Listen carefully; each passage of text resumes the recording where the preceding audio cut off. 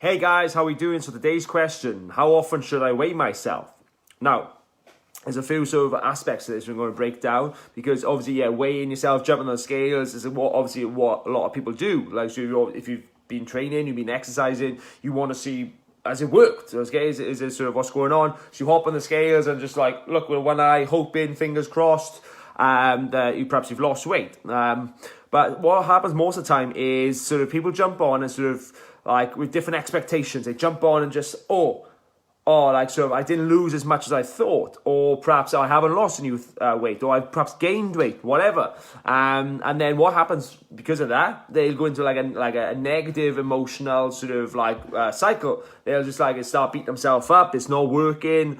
Sod it, I'll go and eat some food now. When I go and smash some ice cream or some pizza, I can't, that didn't work, whatever, okay? And then you just sort of go off, into a negative emotional cycle, and you've gone completely off the radar in terms of training and eating for what you were doing, because you think, it didn't work, or whatever.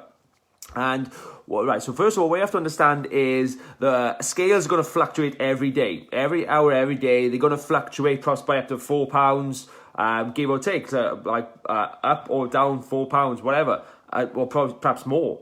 And these are all due to so many variables that it becomes out of your control, okay? Because you can't really control your weight. You can predict as best you can, but you can't really control it. It's still really out of our control, because, again, there's so many factors at play, like to do with your body, to do with the environment. There's so many factors, at least sort of 10 to 15 factors and variables that sort of, unless you can't all control. So that, again, becomes out of our control. We can't sort of say, we're going to do this and this, and it's going to have this outcome. No, we can't say that, okay? We can perhaps predict it a little bit, but again, it's more out of our control. So what we have to do is just realize, just jump on the scales and just become aware of it, perhaps, okay? And just sort of become aware of it, like the stock market, okay? It goes up and down, but what you have to look at is the correlation over time, okay? Because the stock market will fluctuate up and down every day, okay? Short-term sort of movements, okay? But you got to look at the long-term trends. That's the same when it comes to jumping on the weight, okay? So you look, you've gone up 4 pounds, you might be down 2 tomorrow, up 3 another day. Okay, this is what's going to happen. You can't just read into that too much. You have to look at sort of the long-term trends, like where we were sort of a month ago, 3 months ago. Okay, look at sort of, and just take note of that and look at that instead, the longer-term trends. So again, understanding, like I said, we can't really out of our control, and look at the long-term trends. Secondly, then you need to sort of realize that there's the weight, again, jumping on scales doesn't tell the whole picture, especially if you're trying to get leaner and you're lifting weights, different things like that. It's not going to sort of give you a true representation. You need to sort of look at what's actually going on in your body, because it's just going to tell you sort of an actual overall weight. It doesn't tell you if you've built muscle or sort of how much, what, it doesn't tell you what's going on.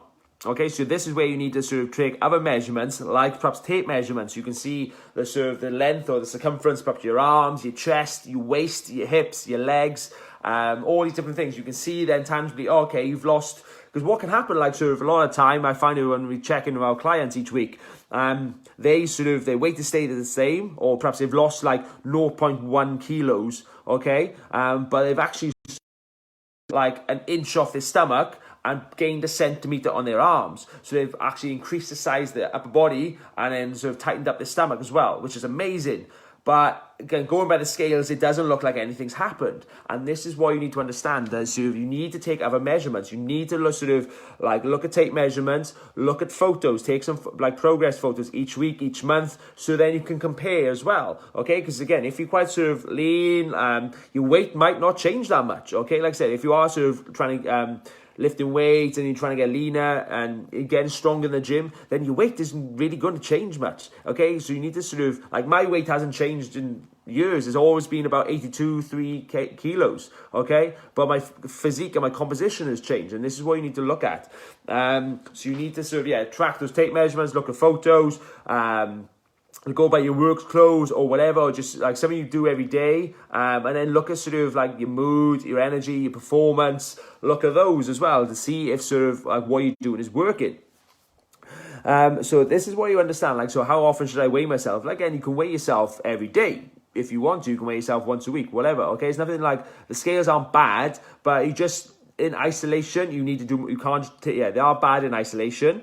You need to sort of track other things, because it's not going to tell you true representation of what's going on, and it's out of our control. So if you were just going, I've done a bit of training at home now, different things like that, I've eaten a bit better, I'm going to jump on the scales. Damn. Like, that's the worst thing you can do, is jump on the scales in isolation without any other sort of tracking any other data, and just doing it there and then, and sort of realizing it's out of your control, and hoping that sort of something's like going to work. Because you need to adjust those expectations. Just realize this, just have to read into it. It is what it is, okay? It's going to fluctuate. Like if I jump on in like in this evening or tomorrow morning, it's going to be different again. And this is why you just have to, like, the mindset and association you have to have with like the scales. Don't jump on them in isolation, and like sort of just don't sort of react as well. Like, these are the two main principles you need to sort of see, because again, it's not bad. Like I said, you need to sort of be aware of it, yeah, but like you need to make sure you track and have measurements as well. Track your actions as well. What are you doing? Sort of, perhaps, are you doing the stuff needed to sort of like change your weight? Are you training enough? Are you like sort of eating the right foods? Okay, you're eating the right amount of calories. Okay, are you sort of enabling your body to change, to drop weight, or like you just sort of hoping it's going to just drop? These are all things you need to consider, okay? And the sort of the different like attachments you need to have towards the scales, the different mindset you have. So like if you're hoping, like, so when you go on it, like, so if, yeah, you can hope, like, I hope I've changed this week, but like, have you done the actions, okay? And what you need to consider, like I said, is just tracking other data. If you just jump on the scales by themselves, like, and just like, I hope I've lost weight, then that's probably the worst thing you can do, okay? Because you'll just have a negative emotional sort of reaction, and it'll just go off track, okay? Whereas again, that's the worst thing you can do, is eat more and train less. If you haven't lost weight, what you want to do is eat better and train more, okay? That's the logical thing to do. So these are things you can need to consider, and like the way the mind and the association now works when it comes to sort of jumping on the scales. So make sure you're not doing it in isolation. You need to keep track of other data, take photos, other things like that. And then, like I said, just don't sort of read into it, okay? Just jump on it perhaps every day so you can see it for yourself. You can see each day it fluctuates, but over the course of a month, it's gone down. Like, this is what you need to understand and get into your head, okay? So I hope that helps, gents. Hopefully give you a different perspective on like sort of weighing yourself. Just take those points on board, and like any other help you need, let me know. Any questions you got, hit me up. I'll see you in the next video. Peace.